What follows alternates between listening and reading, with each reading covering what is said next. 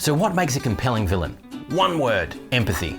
If you can make your readers empathize with the villain, their actions and words will be even more poignant. A villain who's evil at the core just because it's their nature isn't anywhere near as gripping as an antagonist who acts maliciously because of a family tragedy or some pressing motive. Think about real-life villains: dictators, despots, murderers. It's rare to find an example from history where the villain didn't think their actions were justified. More importantly, history's greatest villains tend to be far more rounded characters than we would like to suppose. They can order the slaughter of thousands of innocent souls, yet show deep compassion for their family members. They can execute their political opponents, yet spend hours doting over a pet or tending to a manicured garden. For our villains to be truly intriguing, they need to have three very important things. Number one, a viable reason for their villainy. Number two, a perspective that readers can empathize with. And number three, a full-bodied character. There has to be a reason why your villain acts the way they do, and readers need to, on some level at least, empathize with that reason. They might not agree with the actions of your antagonist, but readers should be able to understand why your villain is so villainous. It could be a family tragedy early on in their life, or suffering the oppression of a certain class or group, being incarcerated or mistreated by a crooked justice system, a physical malady or chronic sickness. Trauma in your villain's past will serve to create in them a twisted outlook on life. Your villain will develop principles and beliefs which inform their cruel actions. The cause of this psychological structure doesn't need to be real, but it needs to be keenly felt by your villain. Now, the easiest way to get this across is to try and see the narrative world through your villain's eyes. Is Batman really the good guy, or just a thug used by the ruling elite to protect the status quo? Is Superman really so perfect, or does he and his kind have more devious plans in store for humanity? Is the government hiding something, selling a lie, using the institutions to oppress the weak and lionize the rich? In many ways, your villain's outlook should bear a lot of similarities to that of a conspiracy theorist who cries, "I'm only asking questions." Your villain is going against the grain because they believe that social norms are wrong. They believe that humanity is being lied to and only they can see the truth. The level of self-delusion, narcissism, and paranoia you employ in your villain will depend on your story, but it's worth noting here that at some level, every villain believes themselves to be acting in the right. Learning to see the world through your villain's eyes will help you flesh out that perspective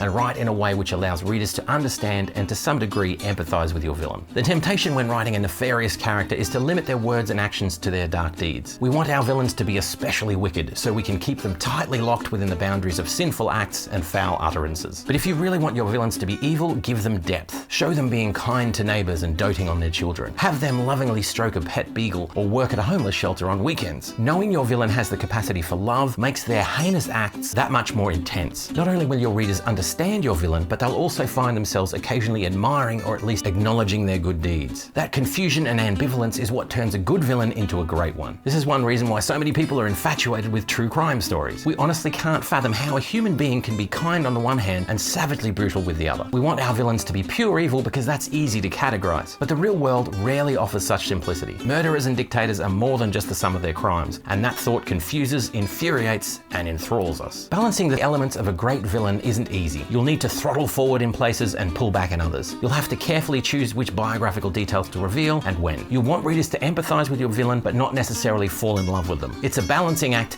your readers are sure to thank you. Now, if you want to know my #1 trick for taking your book over the top, check this out.